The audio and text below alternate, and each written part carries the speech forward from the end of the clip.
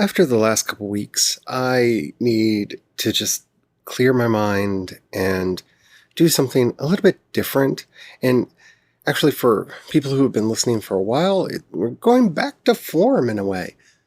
This week, I'm going to be talking about world building and my own world building for my latest project. Because today, I'm announcing my Camp Nano project. And I'm really excited about it. So let's do that on today's episode of Project Shadow. I have something to say.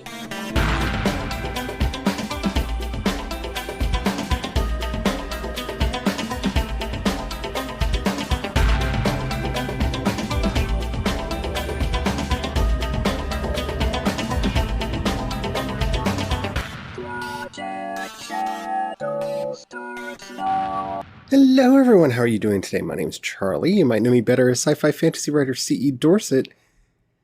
And I am a broken person. I'm broken. And I don't know what all to do with myself. And it's the usual. I mean, I don't need to go through it for any of you, I don't think. I mean, you all know what's going on in the world. And you add that up with my own anxiety and depression issues and everything, and it's just, I feel like I'm being torn apart from the inside. And then to make matters even weirder, I'm working on a new project and I'm really excited about it, and I feel guilty for feeling excited about what I'm working on because the world's a crazy place, and yeah. So this week, we're going to be talking about world building, getting ready for Camp Nano, and the project that I'm working on. Yay! Alrighty, so I guess I should just get right to the announcement, shouldn't I? For Camp NaNoWriMo this year, I'm going to be doing World Building Summer Camp with the people over at World Anvil. And I'm combining the two. I'm not going to be using the Camp Nano website because it doesn't exist anymore. We just have the new NaNoWriMo website, and it's crap. I hope they get it better by November. It is a terribly painful thing to use. I will be tracking some of my work in Story Origin, which I can talk about more if you want. Check it out. It's an online tool. It actually has a lot of the features that the NaNoWriMo app used to have, except for much more private. It's not as public. But as far as keeping yourself on track and monitoring what you're doing and everything, it's really helpful. And they're adding more features all the time. So what is World Building Summer Camp? World Building Summer Camp is a month dedicated basically to giving out writing prompts.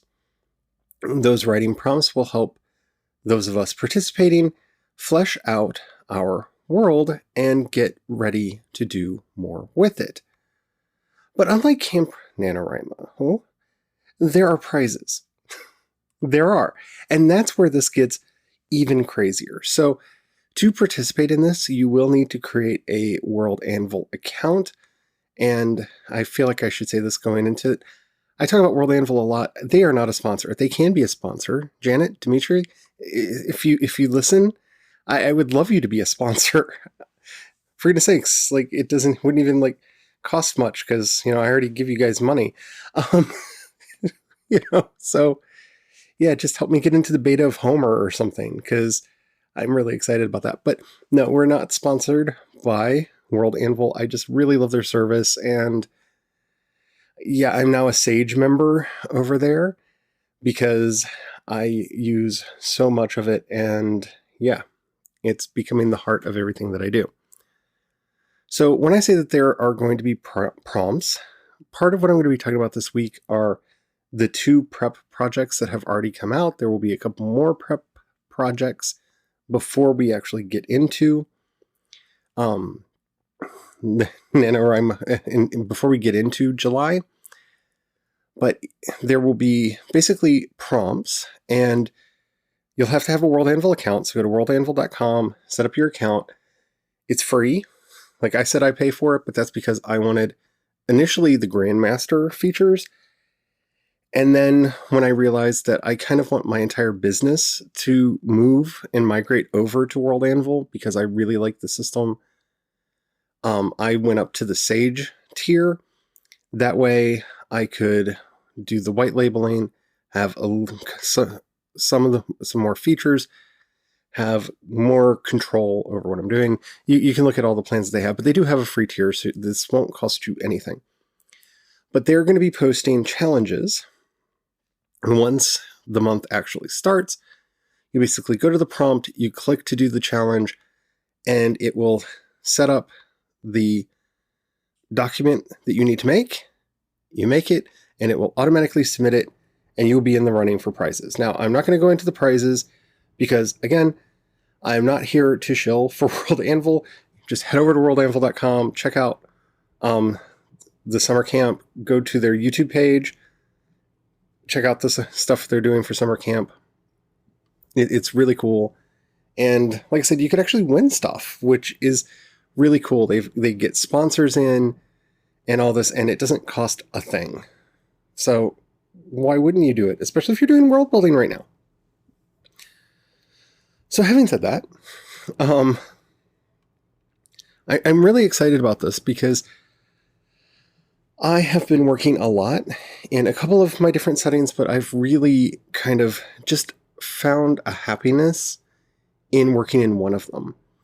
And so more specifically, I'm going to be building out my Dragons of Night world on World Anvil, some of which I've already done, and I don't think I've made public a lot of the stuff. I've been migrating my old notes over, but there's a lot that I want to do.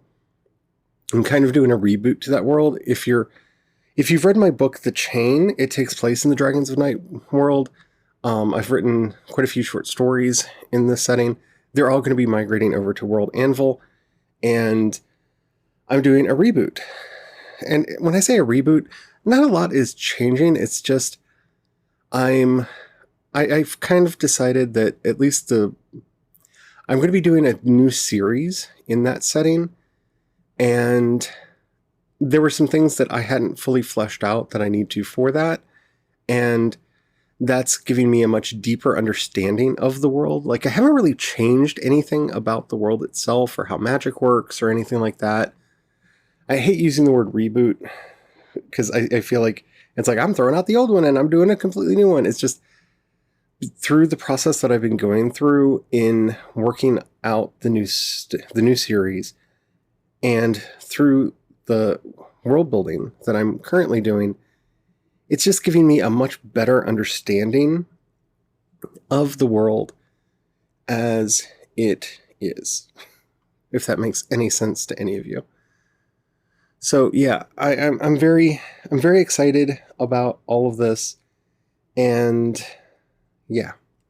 So I'm sorry, I'm just like kind of all over the place because I've contracted that disease, that horrible writing disease that's going around where you get into your head that you need to hold stuff back, you need to keep everything secret, you can't talk about anything, you just secrecy, and then boom, bing, bang, boom, big reveals at the end. And I understand like some of the marketing ideas behind that, but let's be honest,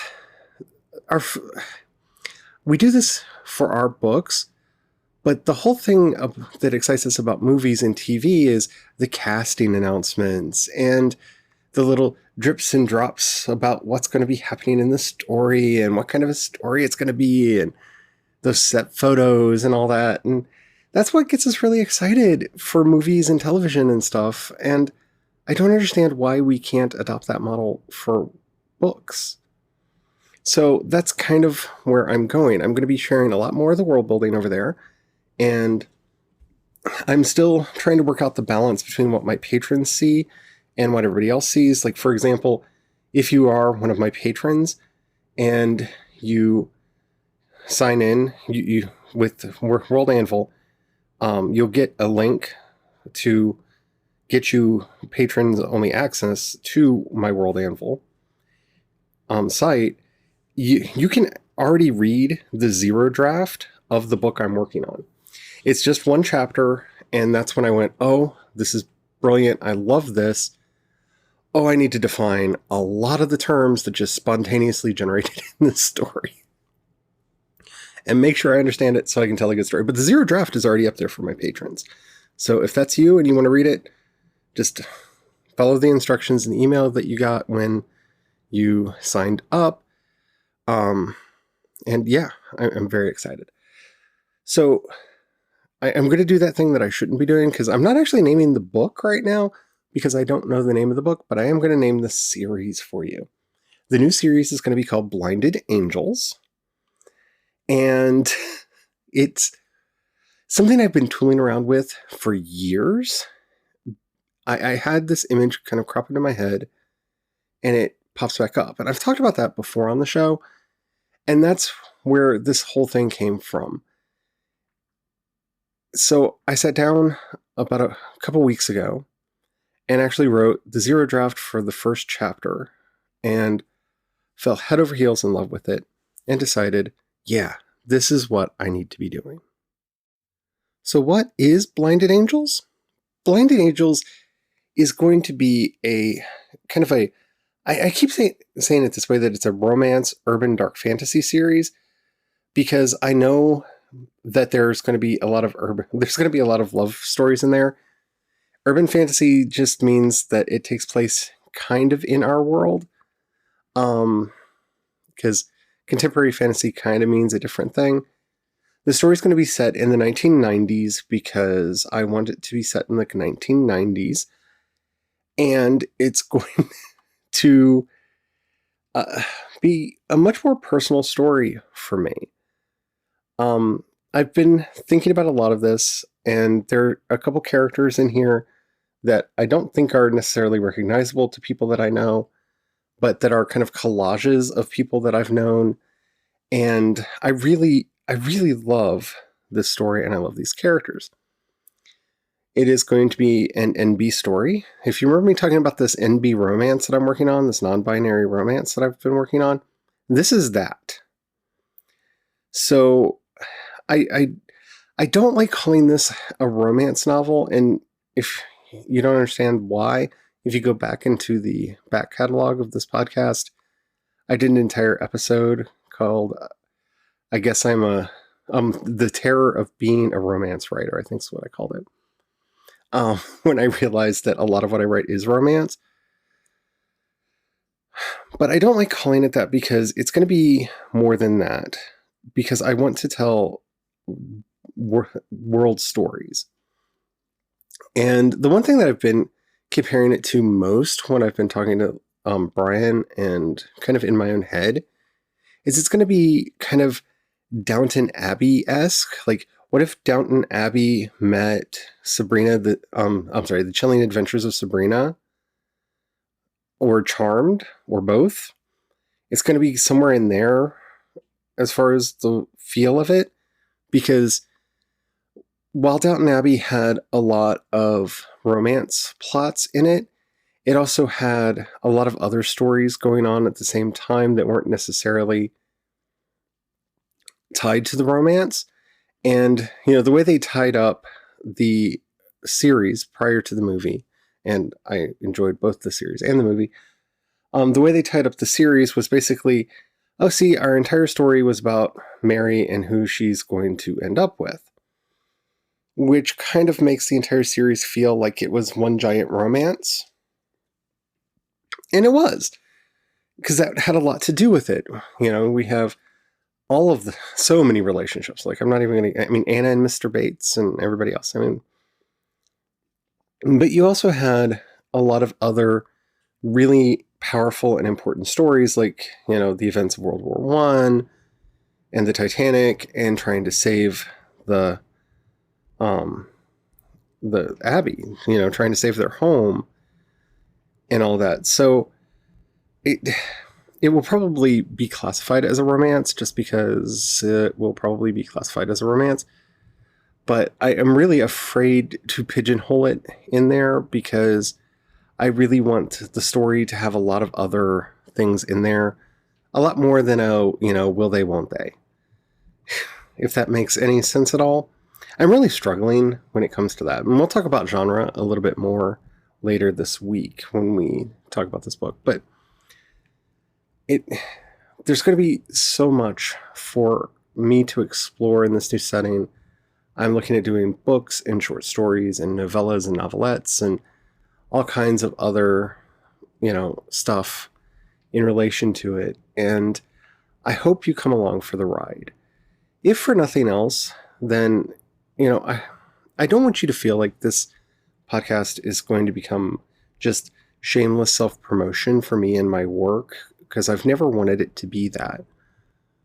But we've talked so much about theory over the years that I just kind of got to the point where I feel like if I take you along the journey with me as I'm working on all of these new stories and characters and settings and people and titles and everything, it will not only help those who are interested in my work find out more about it, but it will also help people who are looking to create their own worlds and write their own stories to actually see with examples, because we won't just be talking about theory in the grand sweeping scope of things. I'll be able to link the actual world building over at World Anvil for y'all to look at. So, for the rest of this week, I'm going to be talking about the homeworks that we've been doing in prep so far and some other things. And as I'm doing that, going through them, showing you how I did them, how I answered the questions, and how even some of the more frivolous questions and ideas really have changed the way I'm looking at the world and the story that I'm wanting to develop. Because one of the things that has really excited me about this process is I've been doing world building and writing for a long time. My first book came out in 2005, I want to say. I believe it was 2005. I've been doing this for a while. I mean, this is like my 15th year as a writer. Well, I was writing before that, but, my first book came out in 2005. So here I am, feeling like I'm learning to write again for the first time, in that the method that I've been learning over at World Anvil has reawakened me to not only my love of writing, but that playfulness that got me started in writing in the first place. It's shown me that there's more to all of this than just thinking about career and finances and marketing and all that crap. And it's also shown me that there were big parts of the world or big aspects of world building that I was ignoring because I didn't see them, or because I didn't think that they were relevant to what I was doing. But when I took the time to actually do the homework and bring them in, it completely fundamentally changed my relationship with the story, with the characters, with the world, and with my own sense of being a writer. And that is so rewarding. I'm in my 40s, and you keep hearing, you can't teach an old dog new tricks and, all that crap. But it's so wonderful to feel like I'm approaching this new and fresh and in a way that really is opening my eyes and causing me to just fall in love with the process all over again. Because I thought that was lost. I thought, that was lost to me. I remember, I think it was like 5 years ago, having a conversation with a friend saying, I feel like I've done most of the firsts that I will ever have in my life. That, I have very few firsts left. And I don't feel like that anymore. I feel like a whole new world has opened up to me. And I don't mean that like in a pun way. Because yes, a whole new world is opening up to me, even though it's one I've written in before. But it's a refreshing and exciting world that is allowing me to see everything with new eyes and from a new perspective. and just making me fall back in love with the whole process again. And I can't thank Janet and Demetrius enough for that. Like, if nothing else, even if I never make a dime off of anything that I do over at World Anvil, just knowing that I can help support them is what I need right now, because they have brought me back to life in a way that I haven't been in years, and it means the world to me. It really does. So I hope you're ready to grab your hammer and go world building with me this July, and I hope you like it. I really do. If you have any questions, comments, or topics you'd like to discuss on the show, I would love to hear from you. Down in the show notes, you'll find a link to the voice message system. Keep it short, keep it clean, so I can use it on the show. I would love to hear from you. If you'd rather hit me up on social media, I am CE Dorset on both Twitter and Instagram, and you can find a link to everything that I do over at projectshadow.com. Oh, and you can find a link to my Dragons of Night World in the show notes for this episode as well. Because, yeah, I'm so excited about all this. Alrighty. Speaking of Patreon, if you happen to have $1 that you can pass my way, I love you. Thank you. Down in the show notes, you'll find a link to both my Patreon and listener support. The difference between the two is I'm not allowed to... it's not that I'm not allowed. I'm incapable of granting perks for people who sign up for listener support, but more of that money goes to me. That's like, if you just want to support the podcast, if you want to support everything that I do and get some nice perks out of it, do the Patreon. Anything that you can do really does mean the world to me. It helps me pay for everything, because I'm going to have to rebuy my audio software that I use to make this podcast soon. And I'm really afraid I'm going to need a new laptop in the not too distant future. So thank you so much to everybody who does that. You really do mean the world to me. If you don't have any money right now or you don't feel like giving, that's fine. But consider sharing anything that I do with people who would like it. That really helps more than you could ever possibly know. So this is going to be the last week for a while that I'm going to be doing daily episodes. For NaNoWriMo last year, I pre-recorded the entire month ahead of time, with the exception of the Friday episodes. And that was a nightmare. That was literally, truly a nightmare. And I don't want to do it again. I really don't want to do it again. So starting next week, I am going to be putting out one episode a week, maybe two, but probably just one. And yeah, sorry about that. But I tried doing it during Camp NaNoWriMo earlier this year, and that didn't work very well for me either. I'm going to be really busy trying to get my camp goals done and get everything else done. Plus, I've been contemplating whether or not this should be a weekly podcast. So it's a good chance for me to lighten my workload so I can work more on the fiction and test that out at the same time. So there you go. Anywho, thank you for listening. And until next time, stay well, stay safe, and don't forget to have the fun. Bye.